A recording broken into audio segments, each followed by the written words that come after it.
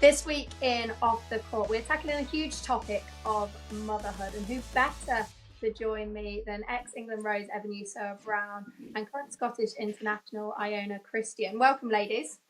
Hiya. Hi. Now, we know this has been probably a big topic for the last few years, really, surrounding all sort of women's sports in terms of the opportunities for athletes to have babies, whether they finish playing, return to play, the support they have.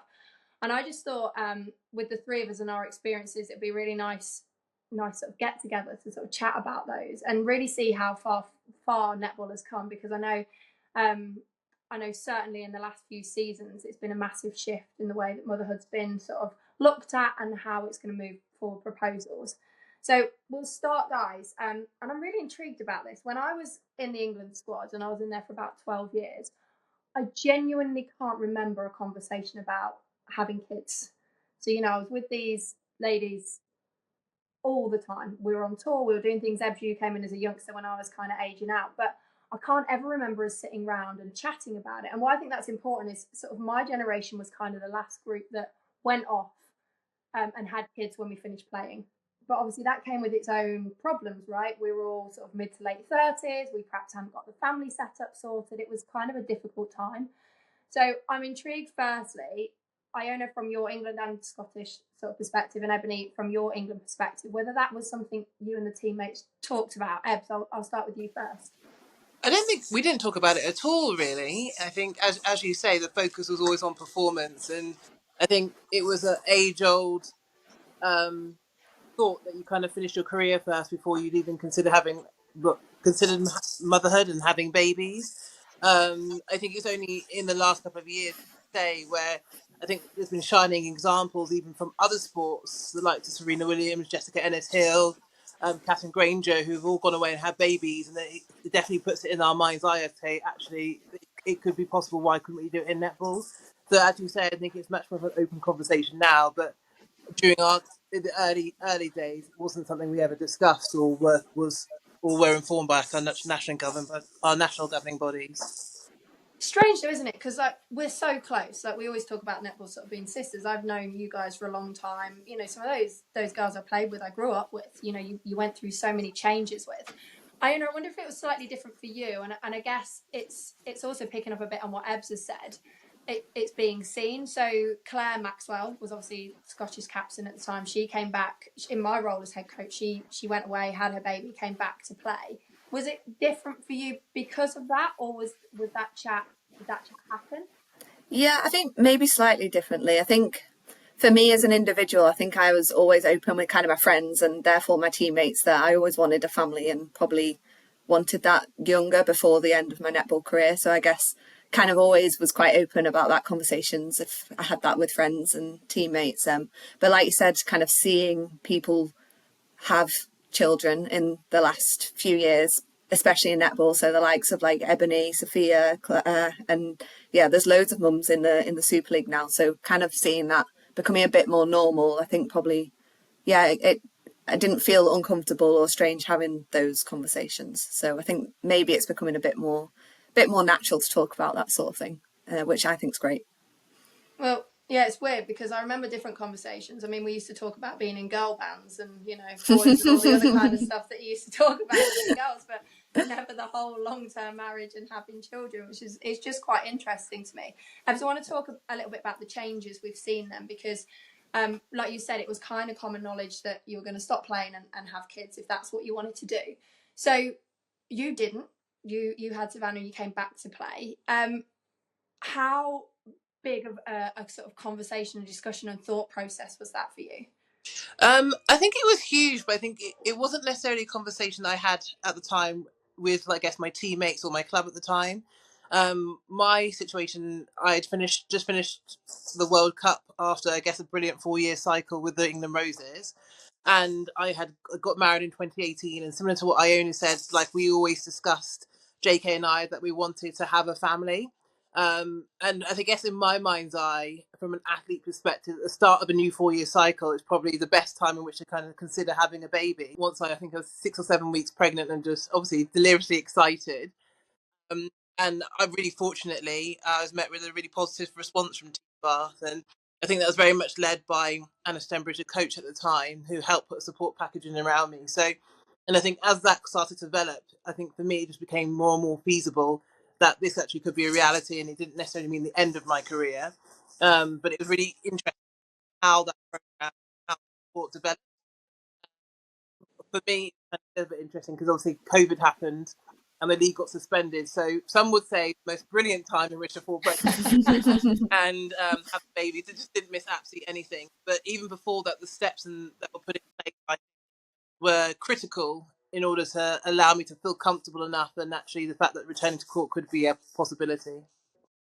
There's two big pieces in that are interesting to me. A, the support from the club to make that feasible, and B, this kind of picking and choosing around competition. And Iona, I'll come to you in a second. I'm mine when I had Jamie, she's 10 now. So when I went to World Cup in 2015, she was 2 at the time. And I remember no one in the squad having kids, and actually no one in the support staff at that time having kids as well. So the balance for me was, can we put meetings on after bedtime? Can I have time to go and bath her and get back to bed? Like, what does that look like about her coming to World Cup with me, which basically wasn't an option. There was no money support. And although we probably remember stories differently, it didn't feel like she could come out there. It didn't feel like there was going to be an option for her to be in the hotel, be on the plane, be all that kind of stuff, which I get because it's a competition. As a coach, I look at it from 2 kind of points. So there's lots going on there. Iona, I'm intrigued for you because you probably won't mind us talking about you fell pregnant just before the World Cup. So we had that conversation. You were really open with me. But that was a big mental decision for you as well, right? Because World Cup was something you've been working so hard to. It was one of the reasons you came and joined me at Scotland and one of the big plans we had in place. But then there was also this torn between, having a family, and I, was rightly so excited for you. But do you want to explain a little bit about that?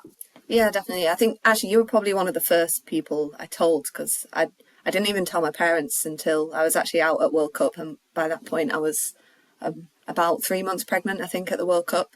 But yeah, I think if I'm totally honest, I was a little bit naive, I think, to sort of know in the early stages of pregnancy kind of the toll that can actually have on your body. And maybe if I was to do things differently, maybe wouldn't fall pregnant again in a major competition, just because I feel like I was sort of dealing with morning sickness and fatigue, and that does have a bit of a toll on performance and stuff. And don't get me wrong, I actually loved the World Cup and I felt like I could focus on the netball while I was there, but I was kind of juggling both of those things. But then, like Eboni said, I think you don't know how long it could take you to get pregnant, and it's just kind of the way it happened for us. And it's not something I would change, but maybe I'd think about it a bit more if I was to have another one. But it is hard to fit it in and around a netball calendar, because you're always going to miss something unless something like COVID happens. But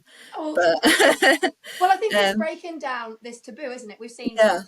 I think there's always sort of shock a Greta Wetter as Serena Kirsten, when they get pregnant before major comps and everyone goes, whoa, well, hang on, they're not going to play. But I think I think we've got to break down this taboo, right? It is part of a process that sadly for a period of time, your body can't do what it's always used to do. But I think the way I kind of start to look at it now is there's always more competitions, right? Life continues, and we've almost got to break down that taboo of a good time, bad time for it to happen. Yeah, definitely. I think I've always had it in my head. I've always wanted kind of like a life balance, and I feel like, yeah, netball's a huge part of my life, but actually having a family was a bigger dream of mine. So I feel like actually to kind of have a family was more important to me, and that's kind of how that decision was made a lot easier, and why kind of going through the World Cup at that time, being pregnant and missing out on, well, part of the Super League this year, doesn't really bother me that much, because well, I've got a lovely little boy now who I've always wanted. So yeah, you've got no sleep. Oh, great. No sleep, changing a million nappies a day. It's great. Makes fitness testing look easy, right? Yeah. Well, let's talk about that support then, because I'm intrigued by your contract out of Firebirds. Now, I know how supportive they've always been, a forefront leader in sort of the way they look after athletes and present the sport. And from my time out there, and of course, you went out there with Savannah, you got that contract. Your mum went with you as well. What was really important about that? How did that happen? Because it can be quite terrifying to think, right, I'm going to move around the other side of the world with my daughter, to play professional sport. Like, how does that even work?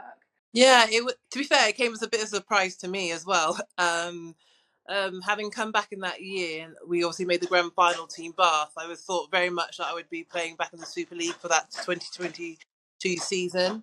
But the call from Firebirds came really late on in the day, in September, and I remember Megan just saying to me, like, she watched my journey back to the court. She knew I'd been back to the Roses camp that summer, and given the setup that was there, they were looking for a goalkeeper, and they'd like to invite me out there because I really did fit their bill. And at first, I just said no, no, thank you, not interested. And I think that was mainly just because we had a family unit at home, and having JK here, obviously with Savannah, I think we just have different considerations. I think but it was actually JK that said to me, like, again, explore that conversation. What would that support look like if you did go out?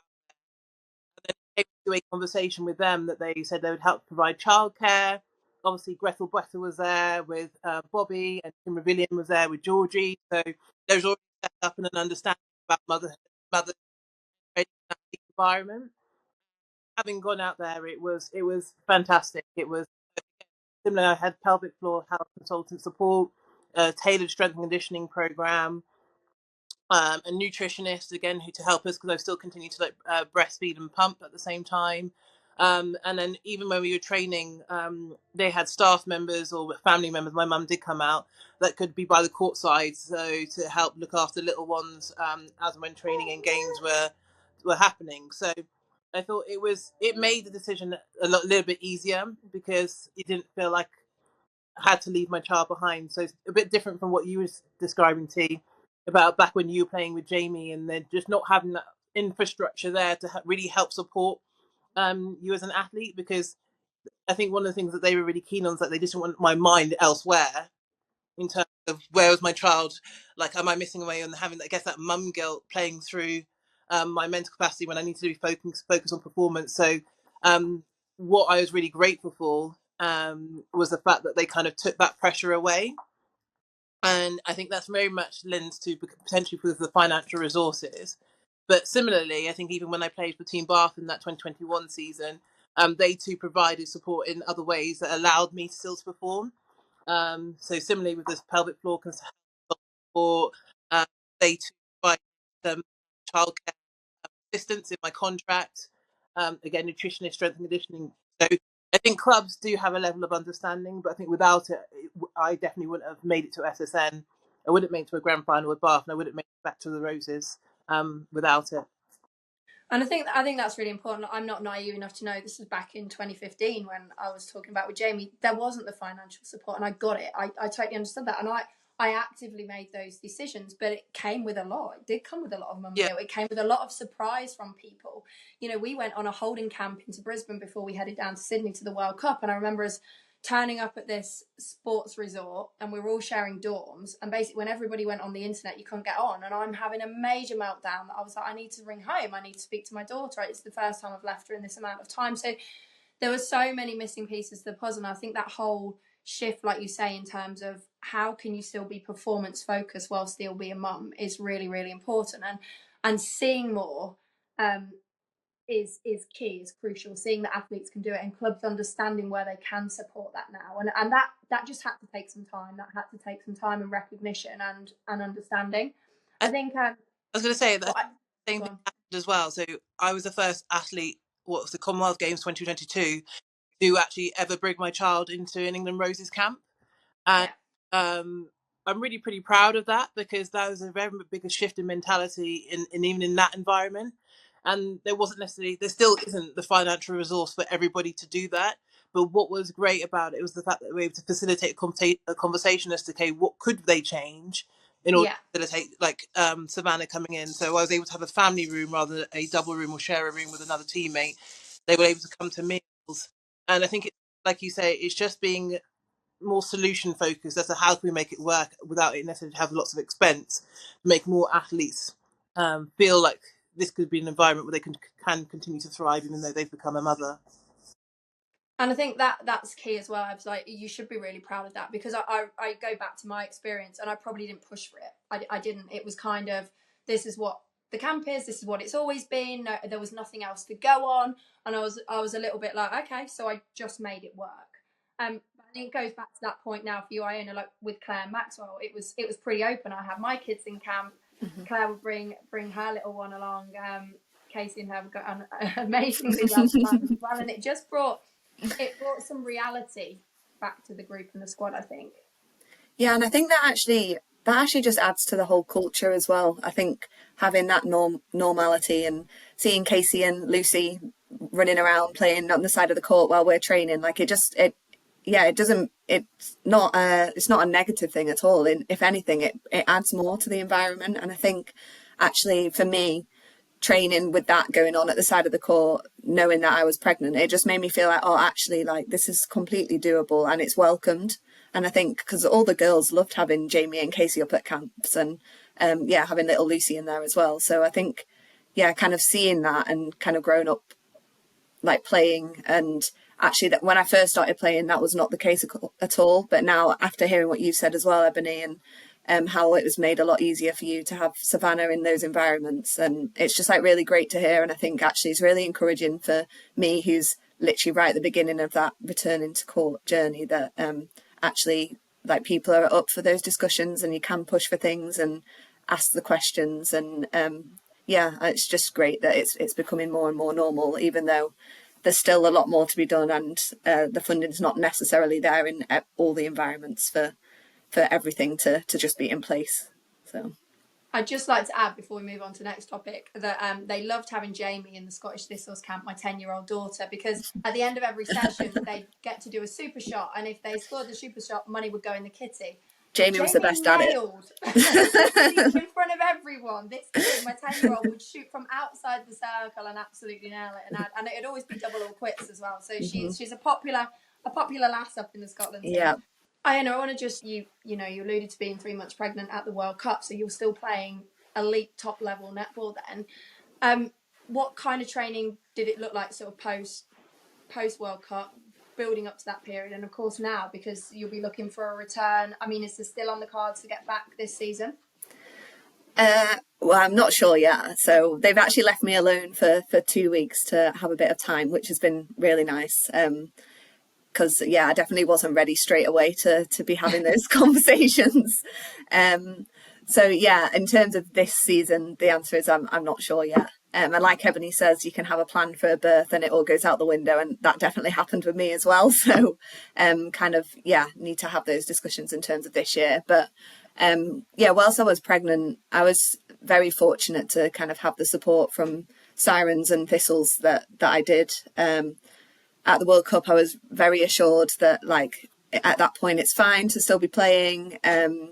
You might just need to sleep a bit more, be careful what you're eating, that sort of thing. But it was fine to sort of be playing at that level. And then it's a bit weird because it's like almost having an injury, but instead of progressing each week, you're degressing each week. So kind of like getting back into the Sirens environment. I could join in with training for a few months, but not contact at that point.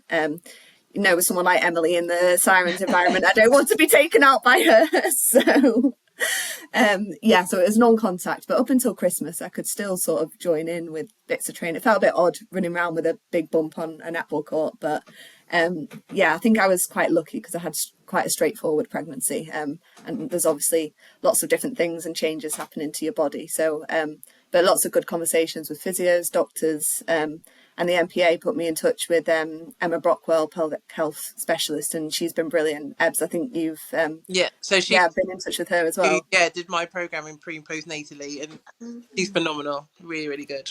Yeah, so she helped me with kind of like pelvic floor exercises and what I could be doing in the gym and that sort of thing.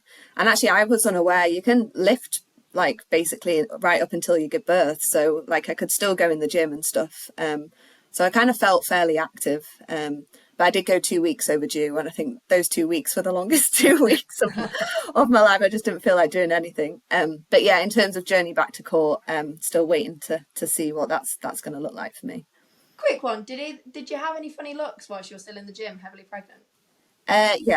Yeah. I mean, my bump wasn't massive, but when I was kind of 8, 9 months pregnant, there's a lot of people kind of looking over like, oh, should you be doing that? Which was funny because I think it was a conversation with Laura Nichols, and she'd warned me about that. So Yeah. I was kind of prepared for that. But yeah, it should be normal to have pregnant women in the gym if it's safe. So Well, again, it's breaking down the taboos, isn't it? yeah. I like what you said about, well, I don't like what you said, but I like what you said about the injury. It feels like that. Mm, It's weird because I don't need to touch wood anymore because I'm never going to take back to the netball court, but I never had a major injury, right? There was no ACLs, no nothing. mm, Probably the worst case was an ankle, and I was told 6 weeks and I was back within 3. Like, it was that kind of thing for me. I've never had anything that's kept me off the court for the amount of time as my 2 pregnancies did, and it's yeah. a really weird mental shift as well, which Mm. is why I think that training piece is really important, because I remember having Jamie back then and everyone was like, oh, just take the time off, just enjoy 9 months of not doing anything. I'm like, do you know me? And I think that, but I think that's really, really important because, this is a massive part of our life, and actually if there's parts that you can do and there's people out there that have that expertise and we can explore it more, breaking down that kind of structure and it become the norm is going to be Yeah. crucial. So, final piece of the puzzle then, the league's going to turn pro next year, which is very exciting. Iona, you spoke about the support of Sirens. Ebs, you spoke about the support of Bath. In an ideal world, Ebs, then what does it look like for clubs moving forward? What does it look like for players going, right, we can make this happen? For me, there needs to be like a comprehensive maternity policy included in everybody's contract. I think it's a natural right that we're giving if you're employed in the corporate or public sector or normal work. But sometimes for athletes, it's just not included as part of your contract. And I think you need to have a level of security there, not only in terms of, again, what the club will provide, but also the financial security for some of these athletes, especially if they're under full time. I think even in those contracts, the what should be standard, as we've talked about, like a strength conditioning focus, nutritional support, a pelvic floor health consultant. Uh, but I also think they also need like an educational piece for these young athletes, because quite often our biology clocks are ticking, and as you say, that we get to a point that we're so invested in our athletic careers that sometimes it can be too late in terms of thinking about starting a family when we look to retire or transition out the sport.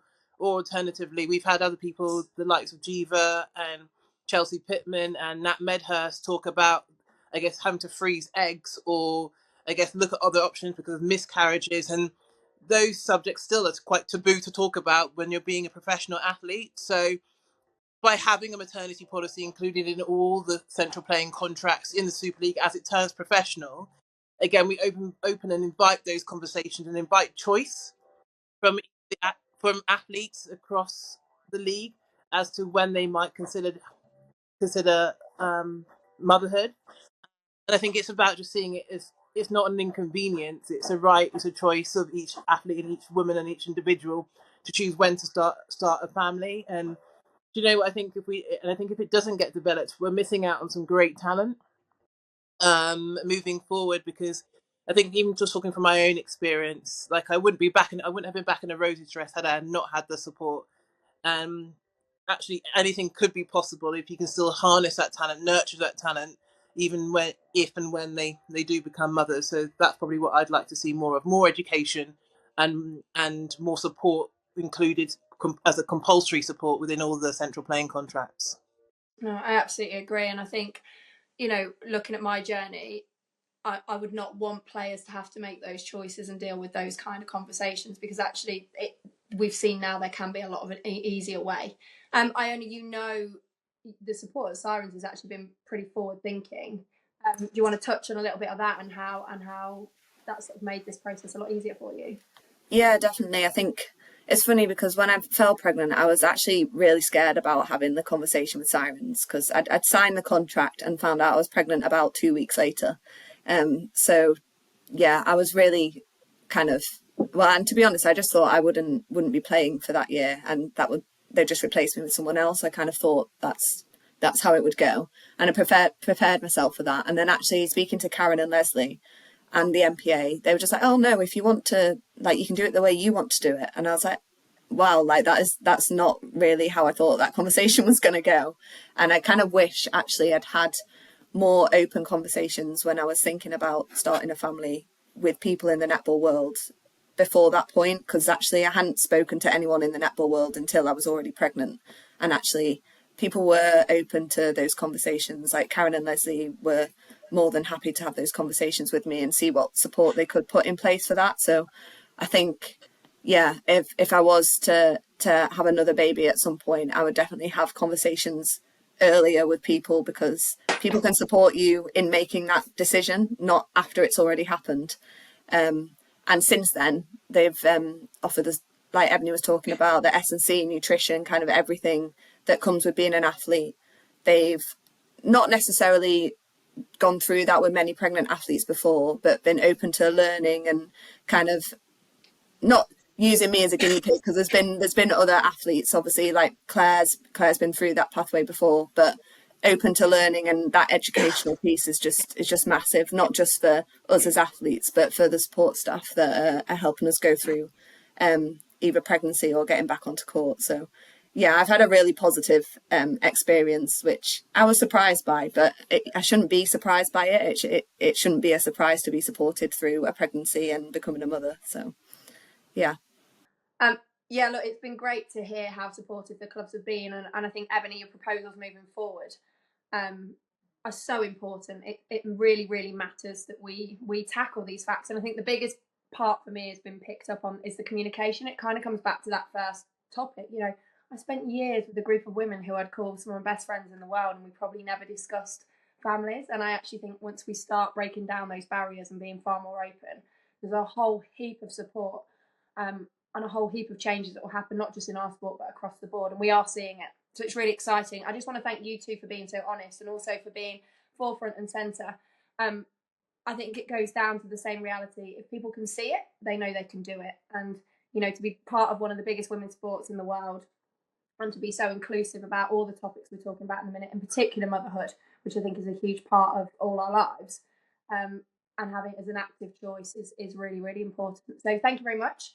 We look forward to seeing you two hopefully back on the court soon, Iona. Ebony, you in comms with me at some point, and you need to get cracking, because we need to build a netball team. So we should all start doing it. I mean, I've added one to the equation. Iona, you might have to go again. But yeah, we might have a whole future international team at some point, especially with the way it's going. So thank you very much. Thank you. Thank you.